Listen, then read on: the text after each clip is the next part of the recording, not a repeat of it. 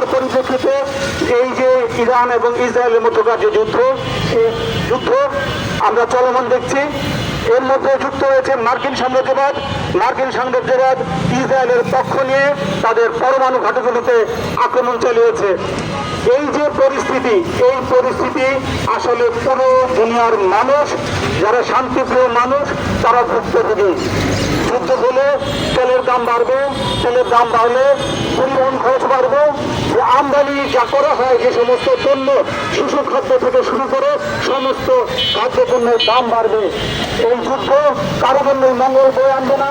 আমরা মনে করি বিশ্ব শান্তির প্রয়োজনে এই যুদ্ধ, এই যে অমানবিক যুদ্ধ এবং অনৈতিক যে যুদ্ধ চাপিয়ে দিয়েছে ইরানের জনগণের উপরে, আমরা বিশ্ববিরোধকে বলব জাগ্রত হও এবং এই মার্কিন সাম্রাজ্যবাদকে রুখে দাঁড়াও।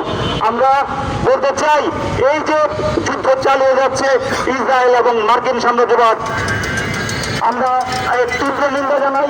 এবং আমাদের যে রাষ্ট্র, আমরা 5 আগস্টের পরে যে মানবিক রাষ্ট্রের কথা, গণতান্ত্রিক রাষ্ট্রের স্বপ্ন দেখেছিলাম, সেই রাষ্ট্রে এখন আসীন আছেন ডক্টর ইউনূস। আমরা বলবো রাষ্ট্রীয়ভাবে এই যে ঘটনা, এই মার্কিন সাম্রাজ্যবাদের যে এই আস্ফালন, তার প্রতিবাদ জানানো রাষ্ট্রীয়ভাবে এবং বলা আমরা এর পরীক্ষা আছি। আমরা মার্কিন সাম্রাজ্যবাদের এই যে আচরণ, তার বিরোধিতা করছি।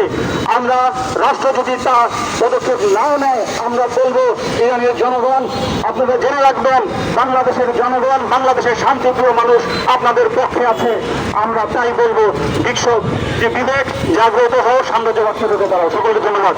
দেখি যে গত 21 জুন রাতে আমরা দেখি সেখানে সরাসরি ওই মার্কিন সাম্রাজ্যবাদ আমেরিকা সেখানে ইরানের উপরে যে সেখানে তারা যে আক্রমণ, সে আক্রমণ চালিয়েছে। ইরানের যে 3টি পারমাণবিক স্থাপনা, সেই স্থাপনার উপরে তারা হামলা করেছে। সংগ্রামী বন্ধুগণ, সেখানে ছোট্ট নাতাঞ্জ ইসরায়েল সহ যে তাদের স্থাপনা আছে, সেই স্থাপনাতে সেখানে আমরা যদি দেখি যে দুটো স্টিল যে বিমান, সেই বিমানের যে বোমারু বিমান, সেই বিমান সেখানে হামলা করেছে। সংগ্রামী বন্ধুগণ, একটা স্বাধীন রাষ্ট্র, যেই রাষ্ট্র, সেই রাষ্ট্রের উপরে কি করে একটা সাম্রাজ্যবাদী অন্য একটা রাষ্ট্র, সেই রাষ্ট্র হস্তক্ষেপ চালাচ্ছে।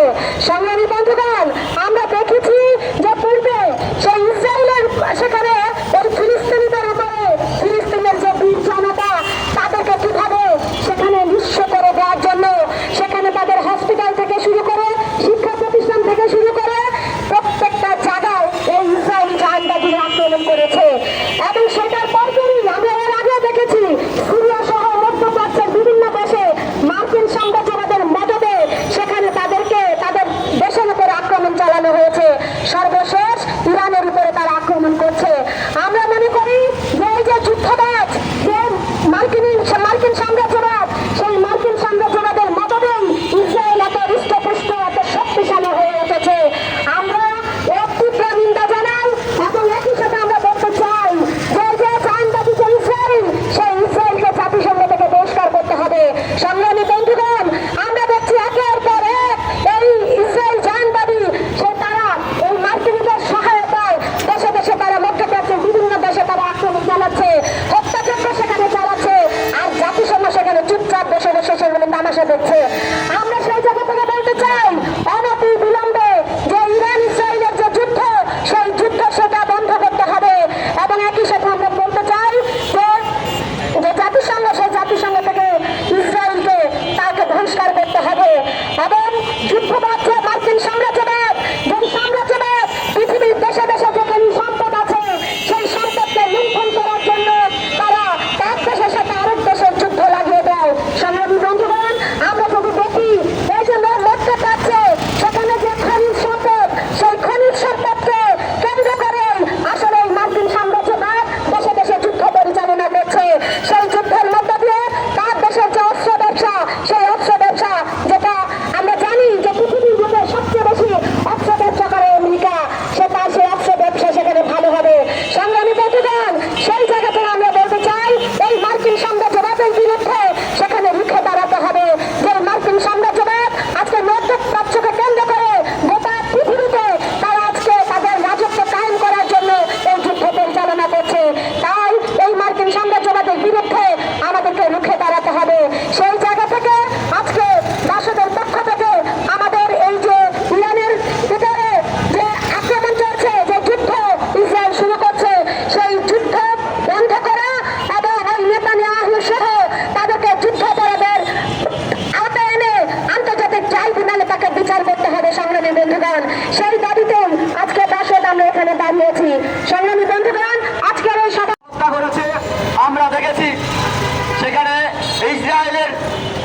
মার্কিন সাম্রাজ্যবাদের মদদে ফিলিস্তিনিদের উপরে বছরের পর বছর তারা আক্রমণ করছে। আবার নতুন করে এর মধ্যে পাচ্ছে সেখানে ইরানের উপরে আক্রমণ চালিয়েছে ইসরায়েলি। আমরা এই আক্রমণের প্রতিবাদ জানাই, সাথে সাথে বলতে চাই আজকে জাতীয় সংঘকে আমরা বলতে চাই এই ইসরায়েলিকে, মার্কিন সাম্রাজ্যবাদকে বয়কট করতে হবে, ইসরায়েলিকে জাতীয় সংঘ থেকে বাদ দিতে হবে এবং সমস্ত বিশ্ববাসীকে আমরা এই মার্কিন সাম্রাজ্যবাদের বিরুদ্ধে দাঁড়ানোর আহ্বান জানাই। সাথে সাথে বলতে চাই আজকে আমরা দেখেছি এই মার্কিন সাম্রাজ্যবাদের পৃষ্ঠপোষকতায় সেখানে গণহত্যা চালাতে, ফিলিস্তিনিদের গণহত্যা চালিয়েছে ইসরায়েলে। আবার সেখানে একের পর এক আক্রমণ করে যাচ্ছে আজকে ইরানে। একটা স্বাধীন রাষ্ট্রের মধ্যে সেখানে আইন হস্তক্ষেপ আমাদের দেশেও আমরা দেখেছি। বর্তমান সরকার সেখানে বন্দর করিডোর সেখানে আমেরিকাকে দেওয়ার পরিকল্পনা করছে। আমরা দেখেছি মানবিক করিডোরের নামে সেখানে আমেরিকাকে দেওয়ার পরিকল্পনা করছে, বন্দর সেখানে লিজ দেওয়ার পরিকল্পনা করছে। সংগ্রামী বন্ধুগণ, আমরা বলতে চাই এই বন্দর লিজ দেওয়া থেকে এই সরকারকে বিরত থাকতে হবে এবং মানবিক করিডোরের নামে আজকে দেশে ধ্বংস করার পায়তারা করছে। আমরা বলতে চাই এই মার্কিন সাম্রাজ্যবাদ যে বাংলাদেশের সরকারকে মার্কিন সাম্রাজ্যবাদের বিরুদ্ধে অবস্থান নিতে হবে। বর্তমান সরকারের কাজ হচ্ছে বাংলাদেশ একটি সুস্থ নির্বাচন দিয়ে তার দায়িত্ব থেকে সরে যাওয়া। অন্যদিকে আমাদের দেশের শ্রমজীবী মানুষ আমরা দেখেছি সেখানে বর্তমান সরকার সংস্কার কমিশন করেছে। সেই সংস্কার কমিশনে সেখানে 25টি প্রস্তাব দেওয়া হয়েছে। আমরা আমাদের সংগঠনের পক্ষ থেকে বলেছি সেই প্রস্তাবের ভিত্তিতে বাংলাদেশে একটা গণতান্ত্রিক সমাধান করতে হবে, নতুন করে ন্যূনতম মজুরি ঘোষণা করতে হবে। সেই আহ্বান জানিয়ে আমি